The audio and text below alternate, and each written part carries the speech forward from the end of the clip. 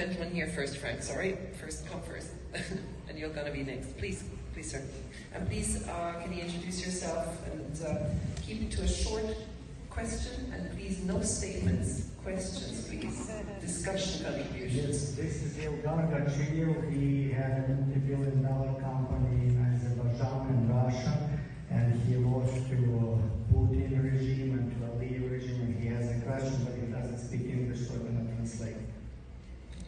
Спасибо, здравствуйте. Хочу поблагодарить всех журналистов, которые борются с коррупцией. I want to thank every one of you who's fighting corruption. И хочу задать вопрос по Пандоре документам, которые раскрыли преступления алиевской семьи. И что дальше, как смотрит на это мировое сообщество? Алиев дальше продолжает работать со всем мировым сообществом, и никто не занимается продолжением расследования этого дела. And I have a question about Pandora documents that was released about the Aliev's regime. And my question is what exactly is done about it, because everybody knows about it and nothing is done because he's still in power. Okay. Thank you. Потому что напрямую бизнес, который мой забрали, на этих людях находится имущество, документы Пандоры. И я хочу знать судьбу и решение, что будет дальше. Сообщество как к этому относится, как люди получат свои активы обратно. Because in these documents, Pandora, I know these people who took my business away, they have a lot of assets in different countries and nothing has been done about it. I want to know how people are going to get their money back and what is done about it. Thank you very much. We will come to your question. I'm just going to take a quick question, respond to that, and then also the investigation of the Western authorities. On Azerbaijan, we've investigated Azerbaijan for many years, starting in about 2010, at great risk for our reporters in the country. Khadija Ismailova, our dear colleague, was jailed. She was put under physical surveillance in the country. Then she had Pegasus infecting her devices, her phone, so she was followed everywhere. She kept on reporting. She has reported on Paradise Papers, Panama Papers, the laundromat, the Azerbaijani laundromat. And I believe as a result of that, the territory and the access that the Aliev regime had with Europe and the US has shrunk. Probably not enough. And there are all these, unfortunately, backroom deals, especially for the resources of Azerbaijan that are done.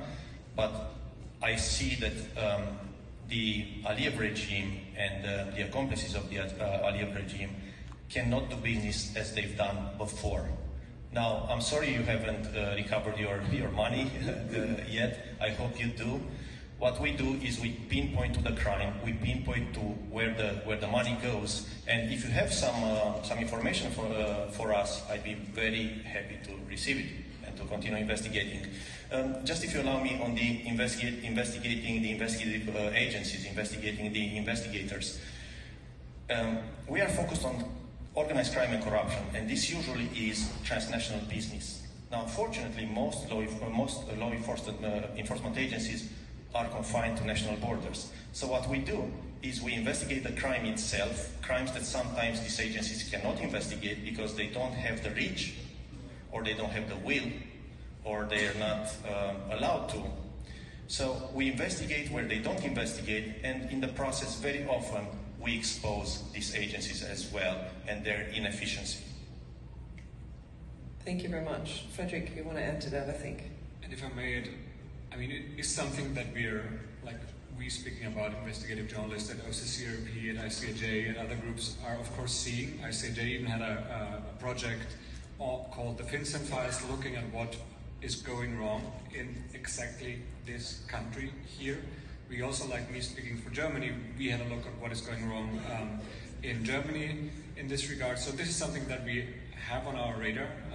We try to focus as much as possible on these structural problems. But I also want to this brings me back to a topic we already touched before. It's if you speak with investigators, with oversight organizations and authorities, they always point you out, especially when it comes to investigators, it always takes so long. Everything is transnational. We need information from the Cayman Islands, it takes us so long, and then if we want something from Panama, we have to go up our ministry, then on the ministry level they are speaking with Panama. It's like, informally, all those investigators will tell you one thing, is there's stuff that they know. They know ICAJ's homepage and what ICAJ has published and made public on their webpage, like the Panama Papers, Paradise Papers, structural information on the Pandora Papers. They know the investigative dashboard from OCCRP, and they know basically all public registers. Unfortunately, it's not that many out there, but those public registries, they also have help investigators, because they can use them as well, and they can get rid of this like bureaucratic way of like having to send and sign long letters, and unfortunately sometimes it's still letters and not emails, so that makes it even slower. And recently we heard that there was a challenge when the paper was European size when it comes to the US and vice versa, which really made me, wonder, can I take my moderator's liberty here and just add one thing that I believe really is also in relation to what Frank said. We hear, and for whether it's sincere or not, but there is no leader in Sub-Saharan Africa, Eastern Europe, increasingly now we look at Moldova and Bulgaria, who make anti-corruption their absolute core proposition. They talk about it 2 times a week in some sort of a public forum, domestically, internationally. From CEOs in companies, we say the tone from the top is all that determines it, right? I'm afraid I rarely, if ever, hear any of our Western European leaders, maybe at the exception of Joe Biden at the moment, make a public statement constantly and repeatedly about their commitment to fighting corruption, fighting financial crime, making sure their jurisdictions don't offer those loopholes.